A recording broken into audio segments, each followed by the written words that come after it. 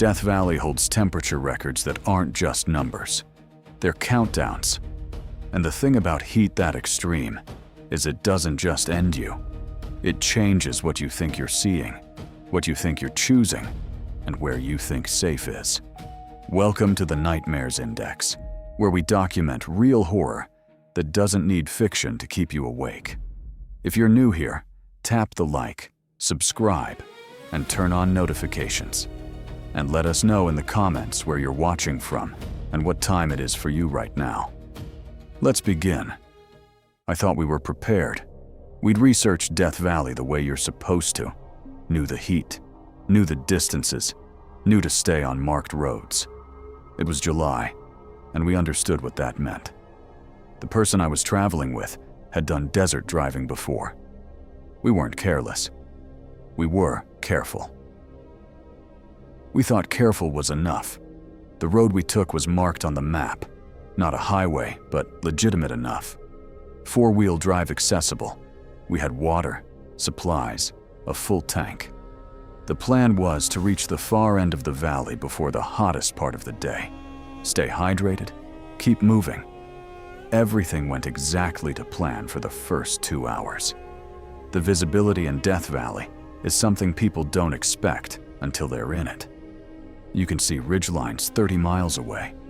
You can watch dust devils form in the distance and track them for 10 minutes before they dissolve. There's no haze, no humidity, nothing between you and the horizon. It makes you feel like you're seeing everything. It makes you trust your vision completely. The road narrowed but stayed passable. We were talking, normal conversation, what we'd see next, where we'd stop for photos, whether the heat was worse than we'd expected. It was 9 a.m., and it was already over 100 degrees, but that was forecasted. We were drinking water on schedule. Everything was managed. The vehicle started struggling just after 10.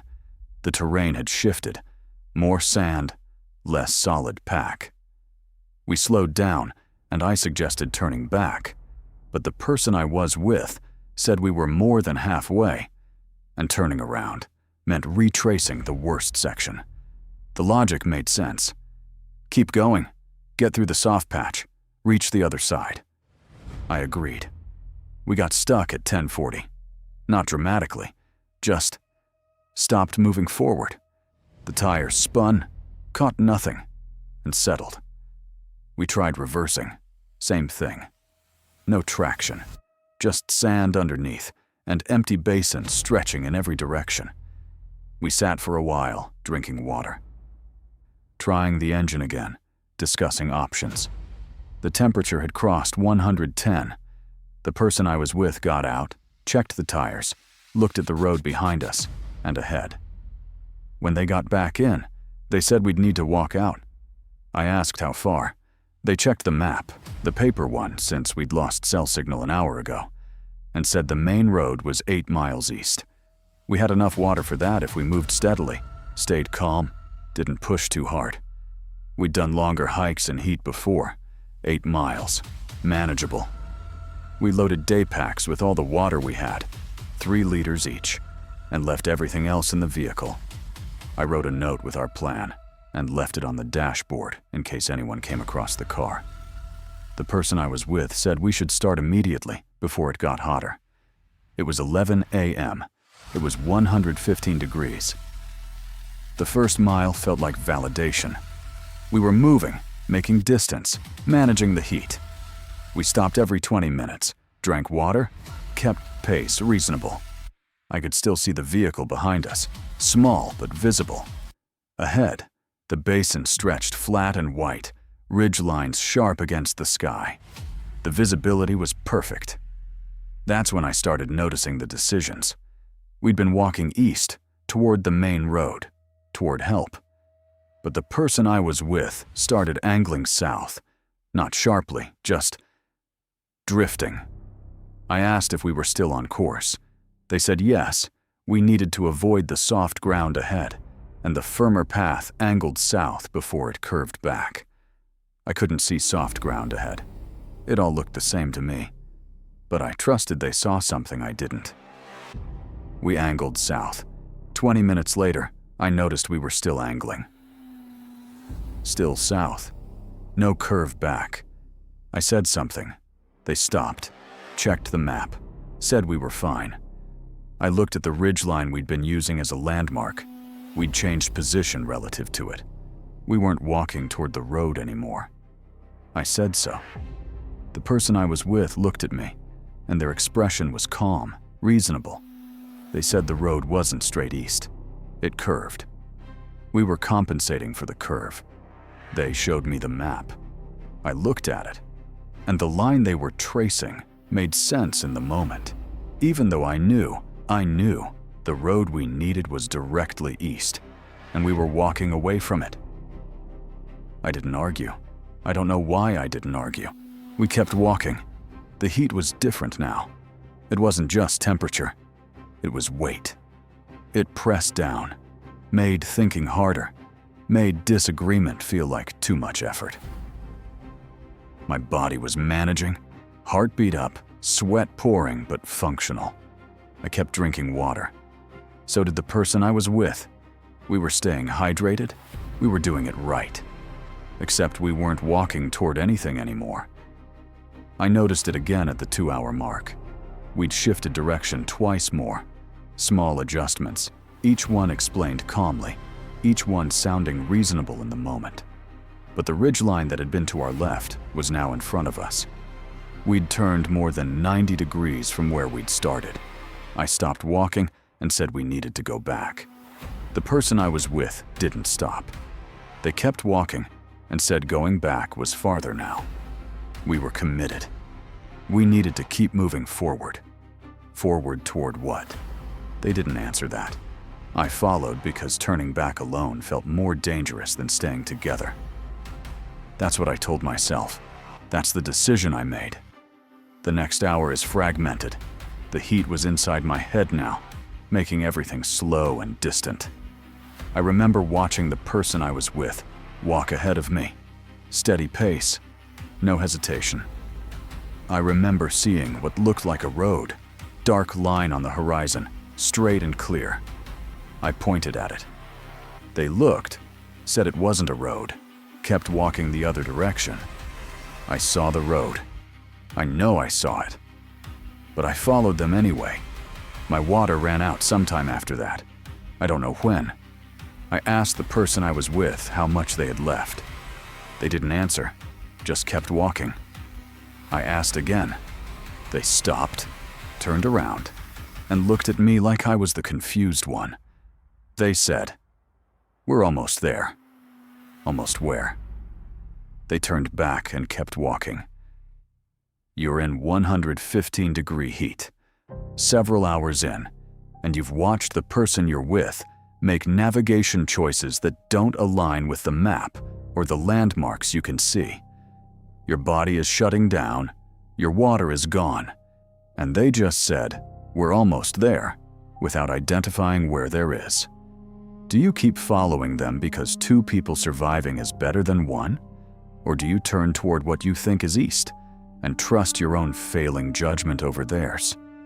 How do you know which one of you is still seeing clearly? I don't know how much farther we walked. At some point, I stopped being able to keep up. I sat down, and the person I was with kept going. I called after them. They didn't stop. I watched them walk toward the empty basin, steady pace, no hesitation, like they knew exactly where they were going. I tried to stand. Couldn't. Tried again. My legs weren't responding the way they should. The person I was with was getting smaller against the white, still walking, still that same steady pace, moving deeper into the valley where nothing was. I looked back the direction we'd come from. I could see our tracks in the sand. I could see where we'd curved, where we'd turned. I could see the dark line on the horizon I'd pointed to, the road I'd seen. It was still there. It had always been there. We'd walked right past it. Not near it. Past it. Close enough that the details were visible. Pavement edge, markers, the clear difference between road and basin. We'd curved away from it deliberately. The person I was with had looked directly at it when I pointed and said it wasn't a road. And I'd believed them. I looked forward again. The person I was with was almost out of sight now, still walking, moving toward the deepest part of the valley where the heat rises in visible waves and nothing survives past noon. They never looked back. My vision was narrowing. I tried calling again, but nothing came out. I tried standing one more time and got to my knees before everything tilted. The sand was hot enough to burn, but my body didn't register it anymore. The last thing I saw clearly was our tracks, the pattern we'd walked, curving away from the road, turning away from the second dark line I could see now in a different direction, systematically moving away from both of them like we were trying to avoid exactly the things that would save us. The person I was with walked until I couldn't see them anymore. Then it was just me and the white and the heat, and the question I couldn't answer. What did they see when they looked at that road that made empty desert look safer? What did I see that made me follow them away from it? I made it out. They didn't. And I still see those roads when I close my eyes, clear and dark and exactly where they were supposed to be. And I still see us turning away from both of them like we knew something those roads didn't, like we were seeing what else was there. That is not the only one. Story 2. The body tells you what it needs: thirst, heat, exhaustion. And you learn to trust those signals because survival depends on listening to them. The vehicle quit on me at the wrong time in the wrong place. Electrical failure, no warning, just dead systems in the middle of unmarked road 12 miles from anything. It was July 16th, 11 a.m., already 106 degrees and climbing. I had decisions to make, and I made the right ones. Stay with the vehicle. Don't walk in heat. Build shade, ration water, wait for the search window to open when I didn't return on schedule. I had 4 days of water if I was careful. I had timeline on my side. I had shelter materials. The plan was sound. I rigged the tarp between the vehicle and a rock formation 15 feet away, created a shade corridor that dropped the immediate temperature by 12 degrees, stretched my water bottles in the coolest section, kept them out of direct sun, rationed myself to half a liter every 4 hours. The math worked. 4 liters total, half-liter portions. That gave me 8 intervals across 2 days before I'd need to cut rations further. But I wouldn't need to. I was due back on the 19th. When I didn't show, search protocol would start. I just needed to stay alive and stationary until then. Day 1, I stayed disciplined. Didn't move unless necessary. Kept my heart rate down. Sipped water on schedule, not before.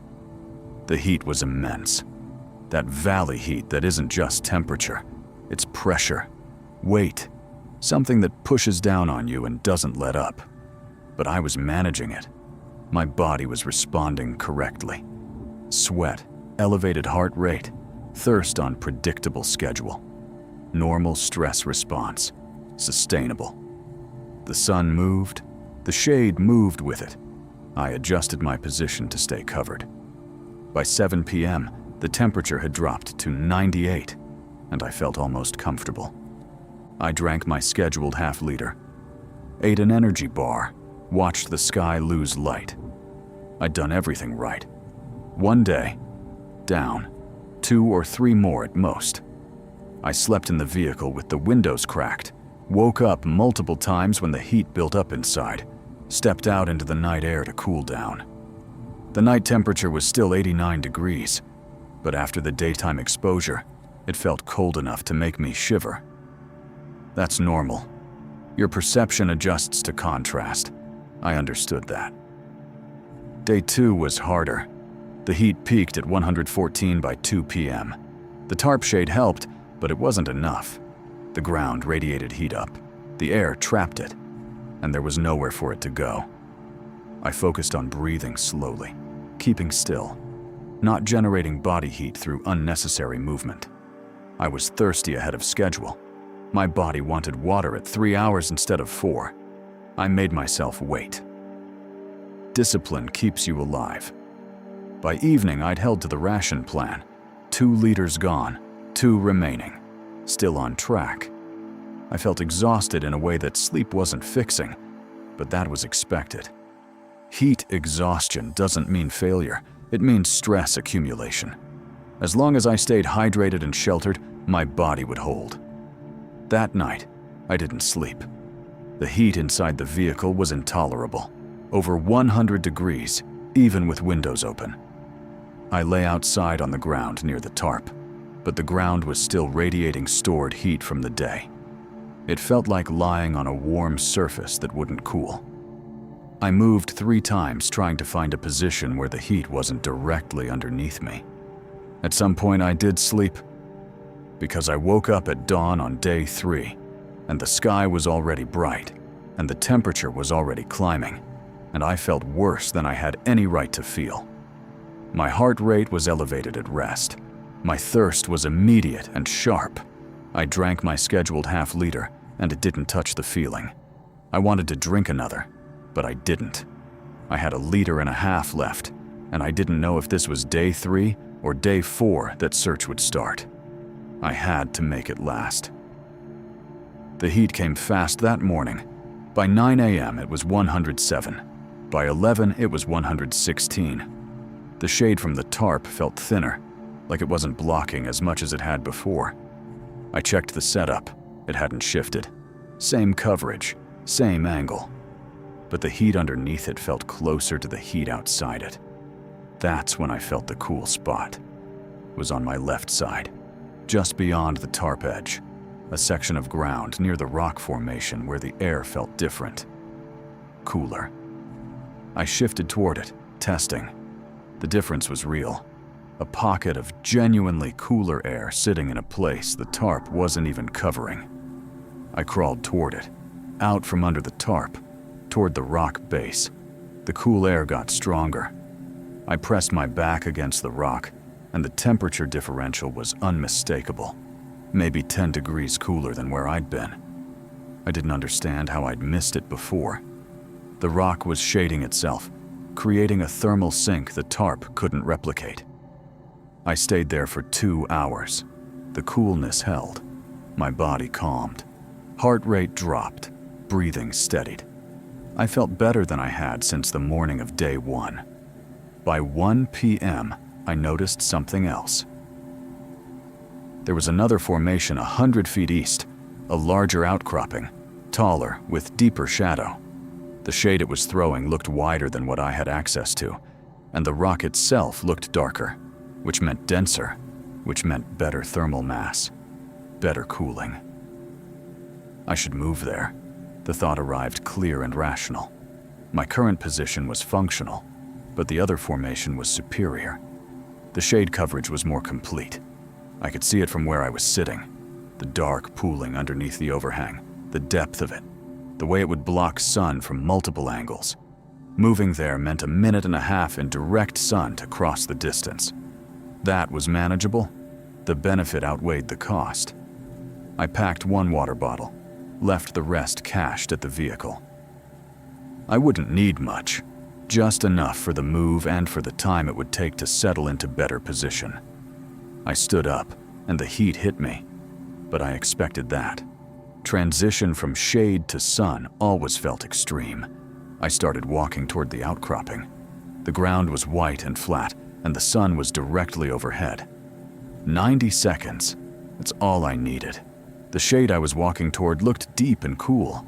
I could see the temperature difference in the air, the way it sat heavier in the protected zone, the way the color darkened where the coolness pooled. I was halfway there when my heartbeat spiked. Not panic. Physical response. Too fast. Too hard. I slowed my pace but kept moving. The shade was 40 feet away. 30. 20. My vision narrowed at the edges. I focused on the dark area ahead, on the cool waiting there. My breathing was labored, but that was temporary. As soon as I reached the shade, it would regulate. 15 feet. My legs felt weak. I pushed through it. 10 feet. The shade was right there, The cool was right there. I stepped into it. The relief was immediate. The temperature dropped, and my skin registered it instantly. Cool, sheltered, protected. I leaned against the rock face, let my breathing slow, felt my heart rate starting to come down. I'd made the right choice. This position was better. Deeper shade, better airflow, cooler ground. I slid down to sitting, back against the stone. The coolness soaked into me.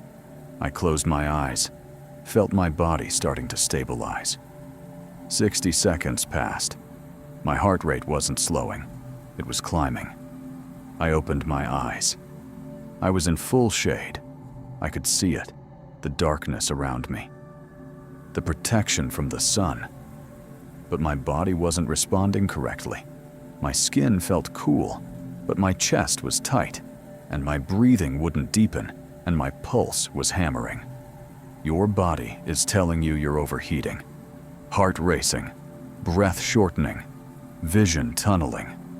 But your skin feels cool for the first time in days, and you're sitting in shade so deep you can barely see the sun beyond it. Which signal do you trust? The body that's been right about thirst and exhaustion and heat? Or the relief you're finally feeling in this perfect shelter? How do you know which one is telling the truth when they're saying opposite things? I tried to stand. My legs wouldn't respond. I looked down at them, told them to move, and they stayed folded. The disconnect was wrong. My mind was clear. I could think. I could reason. I could observe. But my body wasn't taking instruction. I looked up at the shade above me. It was complete. The rock overhang blocked everything. I was in the coolest spot I'd been in 3 days, and I felt cool, and my body was shutting down anyway. That didn't make sense. I pressed my hand to the ground. It felt warm, but ground is always warm. I touched the rock behind me. Warm too, but rock holds heat. That was expected. I looked at my arms. The skin looked wrong, dry, flushed. But I felt cool. I felt sheltered. My breathing was shallow now. I tried to pull a deep breath and couldn't. My chest wouldn't expand fully. My vision was graying at the edges again, worse than before. I looked out past the shade line toward where I'd come from. The tarp was visible in the distance, the vehicle beyond it. The sun was hitting both of them directly. The sun was hitting them, which meant the sun was in front of me, which meant I was facing east, which meant the shade I was sitting in was behind me, not above me. I looked up again. There was no overhang, no rock above me, just open sky. White sky, the sun directly in it. I was sitting in open ground, but I could see the shade. I could feel the cool. It was right here, surrounding me, covering me, protecting me. My hand was in direct sunlight. I could see the sun on it, but it felt shaded. The ground beneath me was white hardpan in full sun, but it felt cool. I was in the hottest exposure possible, and every sense I had said I was sheltered. I tried to move toward where the actual shade should be, back toward the tarp, the vehicle, the place I'd left. My body wouldn't respond. My legs were done. My vision was closing. I was in perfect shade. I was finally cool, and I couldn't breathe. The heat wasn't there. I couldn't feel it. My skin said 70 degrees, protected, safe. My body said dying. I don't know which one was lying, but I believe the one that felt true. And I'm still sitting in the coolest shade I've ever felt, wondering why the cool won't stop what's happening. That is not the end. The next one is far worse than you can imagine. Story 3. Some questions don't start as questions. They start as observations that don't quite fit the pattern you're trained to recognize. We get calls for stuck vehicles in Death Valley every week during summer. It's routine. Tourist takes an unmarked road, gets into sand or terrain they can't handle, walks out or stays put until someone finds them. Most of the time, they're fine. Most of the time, it's just a recovery operation and a reminder about backcountry travel. This one started routine. Patrol spotted the vehicle on the morning of July 23rd. Doors open, hood up, no occupants visible. Standard protocol is to approach and assess. I'd done it dozens of times. You check for signs of distress, check the interior for notes or indicators of when they left and where they were headed. Look for tracks leading away from the scene. The doors were fully open, driver and passenger side both. That's normal. People ventilate vehicles in this heat, try to keep the interior from reaching lethal temperature while they work on whatever stranded them. Hood up meant they'd been troubleshooting the engine. Also normal. What wasn't normal was how everything else was arranged. The supplies were still there.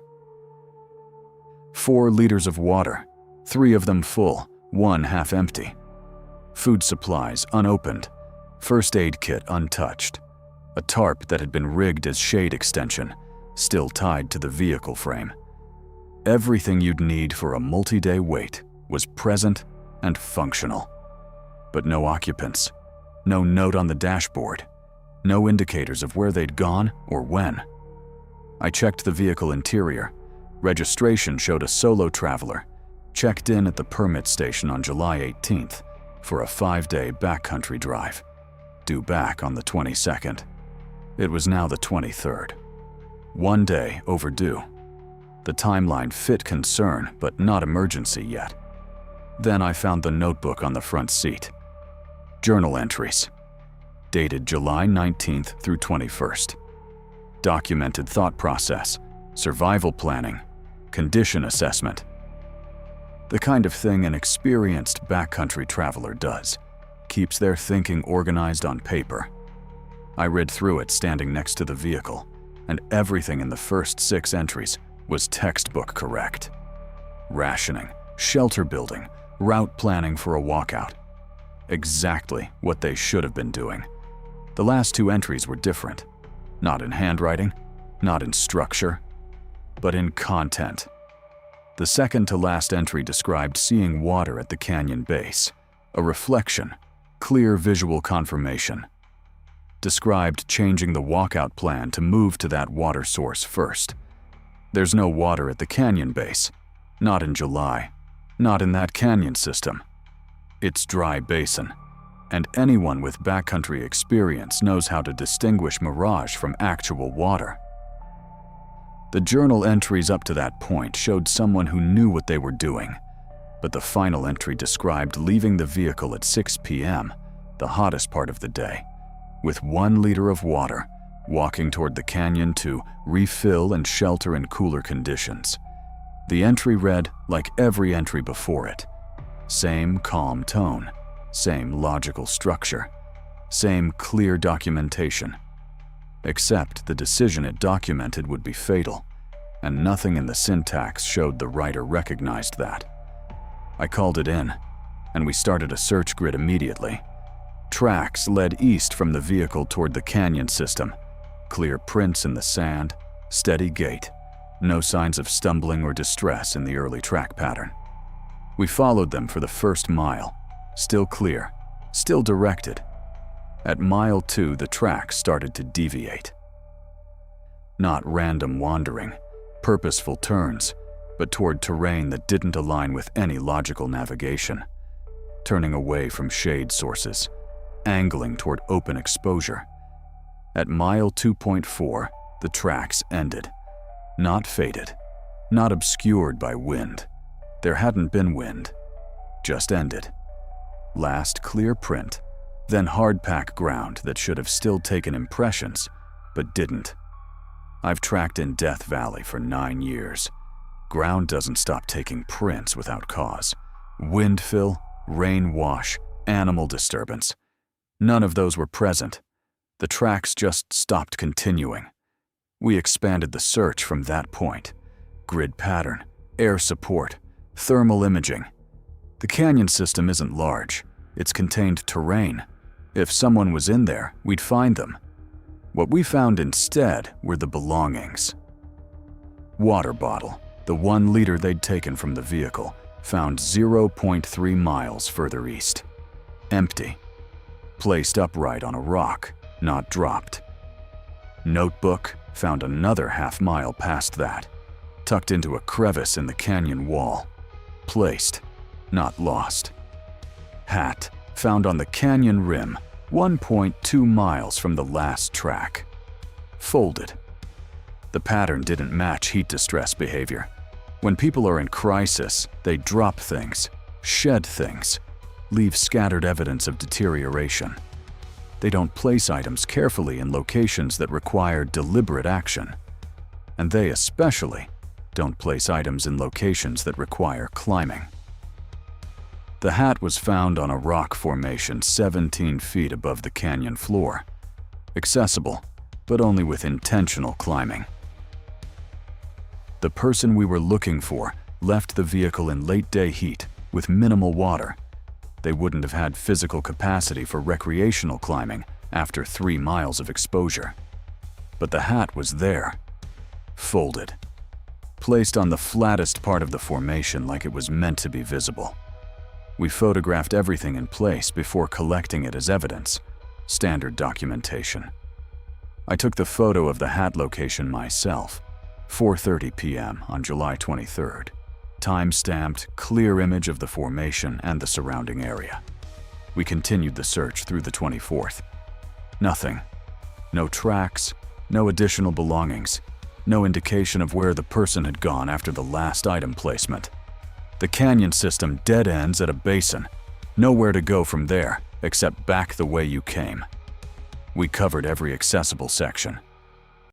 On July 25th, we did a final sweep of the areas we'd already searched, standard protocol, in case we'd missed something in the initial pass. That's when I saw the formation again, the one where we'd found the hat. I stopped because something looked different. I pulled up the photo I'd taken 2 days earlier on my camera to compare. There was another item there that hadn't been there before. Small, dark? I couldn't identify it from the ground. I climbed up. It took me 6 minutes with equipment. It was a watch. Analog, still running. Correct time. Placed in almost the exact spot where the hat had been. I looked at my photo again. Time stamped July 23rd, 4:30 p.m. The formation in the image was clear. No watch present. We'd searched this area continuously for 2 days. We'd documented it, photographed it, cleared it.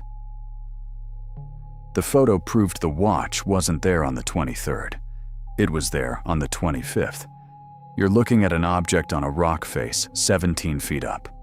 You have the photo you took of that same face 48 hours ago. Clean, documented, cleared. The person you're searching for has been missing for 6 days in 118-degree heat. You're the professional. You're the one who's supposed to make evidence make sense, supposed to explain patterns, supposed to know what's possible in this terrain. What do you write in the report?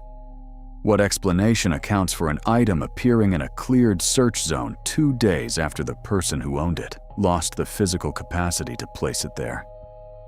I stood on that formation for a long time, holding the watch, looking at the photo timestamp on my camera. We'd cleared this zone. I'd photographed this exact spot. The image showed nothing but rock.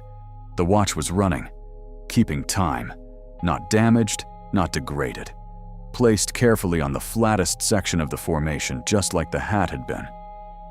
I called down to the team lead, told them what I'd found. They climbed up, looked at the photo, looked at the watch, asked if I was certain about the timestamp. I showed them the camera metadata. July 23rd, 4:30 p.m. Unaltered. They asked if anyone else had accessed this area between the 23rd and now. I said no. We'd been the only team in this section, and we'd moved our search further east after clearing this zone. No one had reason to come back here. They looked at the watch again, then at the canyon below us, then back at the photo. They asked, where did they go after they placed this? I didn't have an answer. The formation we were standing on required climbing equipment to access safely. Someone in heat distress severe enough to be making the decisions documented in that journal wouldn't have the physical or cognitive capacity to free climb 17 feet, place an item, and climb back down without leaving any evidence of the ascent. No scuff marks, no disturbed rock, no indication anyone had been there.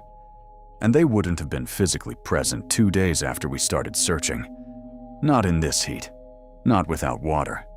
The timeline didn't support it, but the watch was there. We expanded the search for another week. We brought in additional teams, covered terrain beyond the logical range of someone on foot in that heat.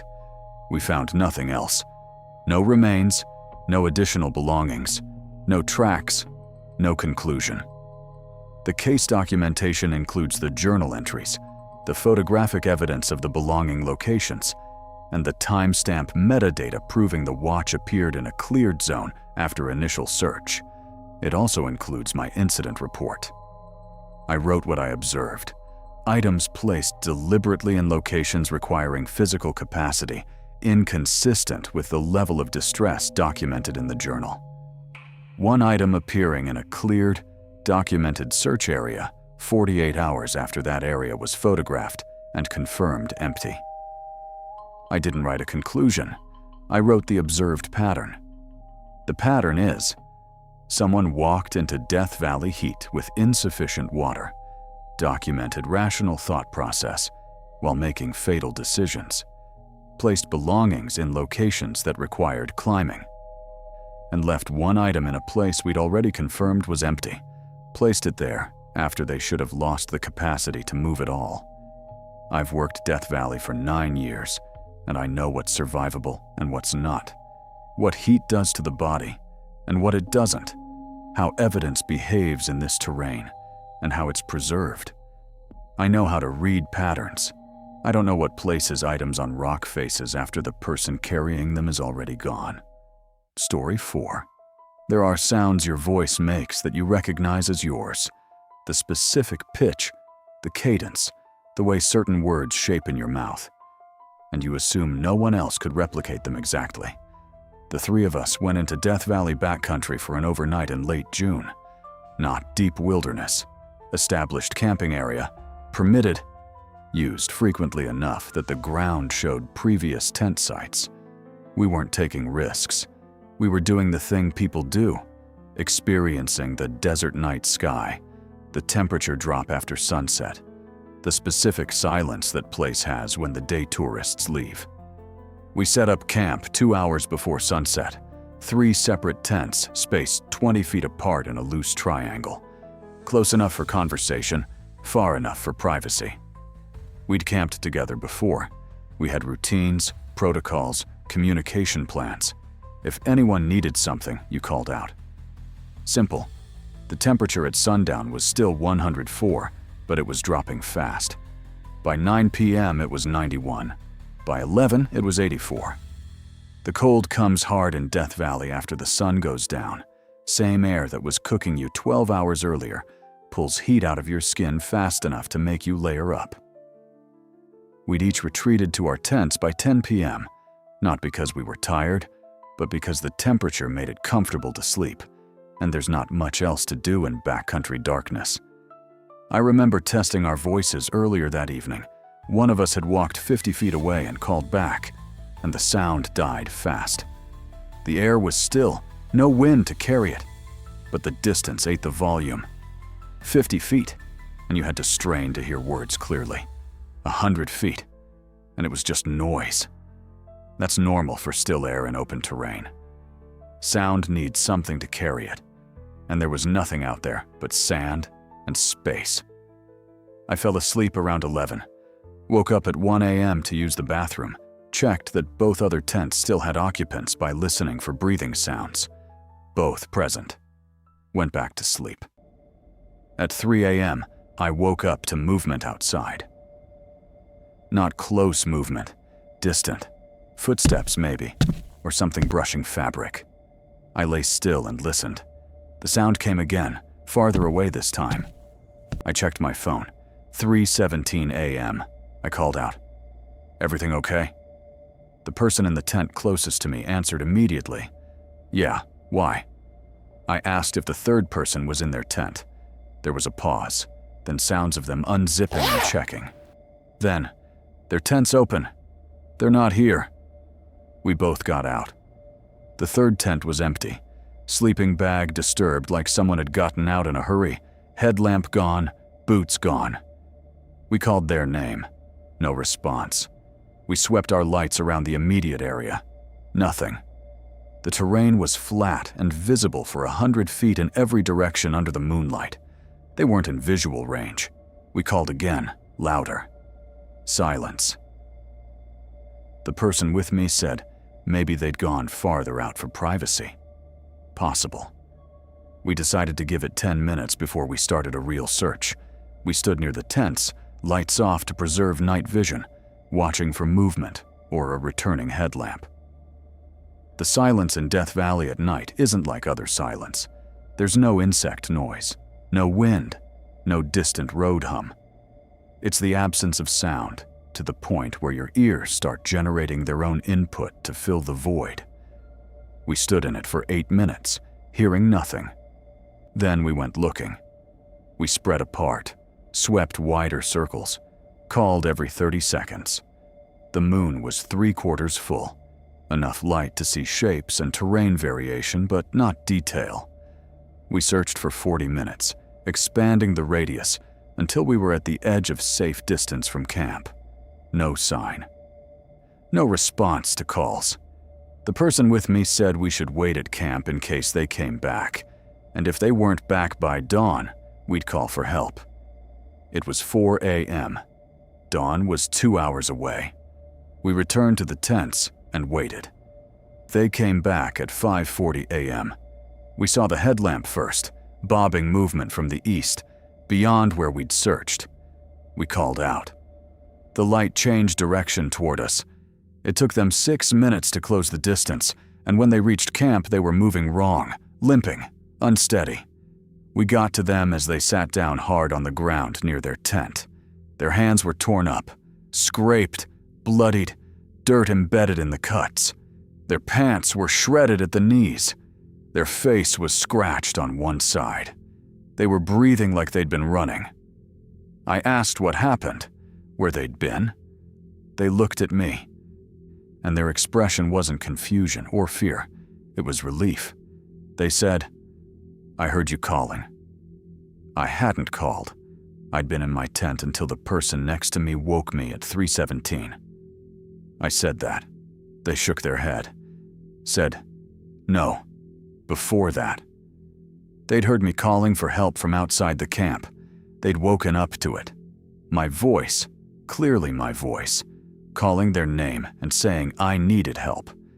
They'd grabbed their light and boots and followed the sound. I looked at the person who'd been in the tent next to me. They'd been awake since 3:17 and with me since 3:20. They confirmed I hadn't left my tent, hadn't called out before they woke me. The person on the ground said they'd heard me at 2:30. They checked their phone. That's when they'd gotten up. They'd heard my voice coming from east of camp, maybe 200 feet out, calling for help. Saying their name specifically. I asked why they didn't wake the other person before leaving camp alone. They said there wasn't time. My voice sounded urgent, distressed, like something was actively wrong and I needed immediate help.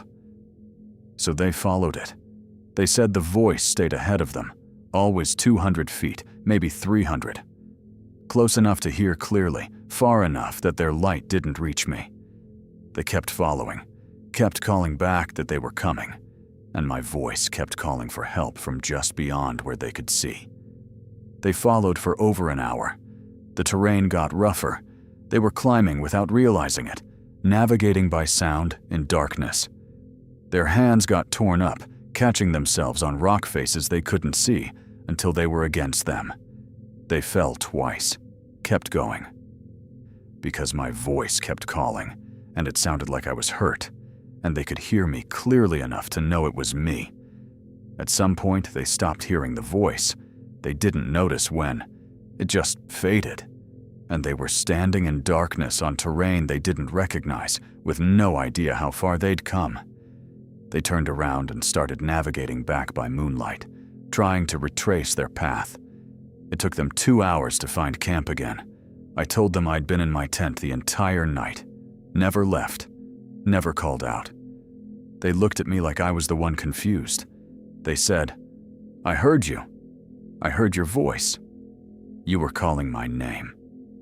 The other person confirmed again. I hadn't left the tent. They'd been awake from 3:17 onward and had visual confirmation of my tent the whole time. Before that, they'd checked at 1 a.m. when they'd gotten up briefly and heard me inside. The person on the ground went quiet for a long time. Then they said, "It was your voice. I've known you for 6 years. I know your voice." We waited until 7 a.m. when there was enough light to see the terrain they'd covered. We followed their boot prints east from camp, clear tracks in the sand. At 400 feet, the ground turned to hardpack and low rock formations. The tracks showed climbing, scrambling over faces that would have been difficult in daylight and borderline suicidal in darkness.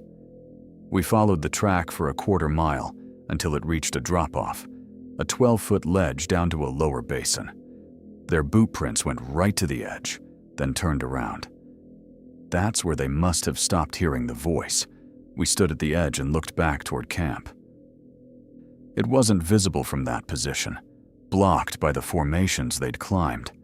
They'd navigated terrain they couldn't see, in total darkness, following a voice they believed was mine. I called out from where I was standing, a normal voice level, the way you'd call for help. The sound died within 100 feet. I tried louder. Same thing. The air absorbed it. No echo, no carry, nothing to push sound forward. We'd tested it the day before. Sound didn't travel far here, but they'd followed my voice for over a mile. Someone is telling you they followed your voice, calling for help through terrain that tore their hands open and nearly dropped them off a ledge in total darkness, and you know absolutely, confirmably know, you never left your tent, never woke up, never made a sound. The third person confirms it. The timeline confirms it. Do you tell them what they heard wasn't real and take away the only reason they have for why they kept going? Or do you let them keep believing your voice guided them when something else was using it? I didn't tell them they were wrong. I didn't explain that sound doesn't carry that far here, that I was asleep, that it's physically impossible they heard what they described. Because they did hear it. Something called for help in my voice, clearly enough that someone who's known me for 6 years trusted it without question. Specific enough to use their name. Directional enough to lead them mile after mile through terrain that should have stopped them. And I never made a sound. The person with me asked if we should report it. Tell the ranger station there's some kind of acoustic anomaly in that area. I didn't know what we'd report. That sound carries farther than it should? That someone heard a voice that wasn't being used? The person who followed the voice hasn't talked about it since that morning. When we packed up camp, they were quiet. On the drive back, they didn't speak. I asked once if they were okay, and they said yes, they were just tired. But I saw them looking at me in the rearview mirror, and the expression wasn't tiredness. It was listening. Like they were waiting to hear if my voice sounded the same as the one they'd followed. Like they were checking for a difference they couldn't identify, but knew had to be there. We tested our voices the evening before. Sound died at 50 feet. They followed mine for over a mile in darkness, through terrain they navigated by audio alone, believing I needed help. I was silent the whole night. They still think I saved them by calling out. I've never told them I didn't. Because if I didn't, if my voice was calling for help while I slept, then what was it calling them toward? That brings us to the end of the story. But before you go, know this. Death Valley's temperature extremes are documented fact. Summer ground temperatures regularly exceed 160 degrees Fahrenheit, and air temperatures above 125 have been reliably recorded. But what's less known is that the human body's regulatory system can fail in ways that don't feel like failure from the inside. Hyperthermia in its acute stages can produce paradoxical undressing. The sensation of overheating becomes perceived as extreme cold, and people remove clothing in freezing temperatures, believing they're cooling down. The same dysregulation occurs in extreme heat. The internal thermostat breaks, and cool becomes hot. Hot becomes safe, and shade becomes threat. Your body stops recognizing what will save it, and the transition happens without warning. One moment you're thinking clearly, the next moment you're thinking clearly toward the wrong conclusion. The break doesn't announce itself. It just becomes what true feels like, which means the last thing that fails is your certainty that you're still seeing correctly. If you've ever watched someone's behavior shift in extreme conditions, if you've ever questioned whether your own perception was reliable under stress, or if you've ever had to choose between trusting what you see and trusting what should be true, leave a comment. Tell us what you felt in that moment when the evidence and your instinct didn't align. Your experiences matter here, and this community wants to hear them. If you're not subscribed, do that now. The next episode documents events that'll make you reconsider something even more ordinary than heat, and you won't want to miss it. And hit the like button. It's not about vanity, it's about reach. These stories need to reach the people who'll understand why they matter.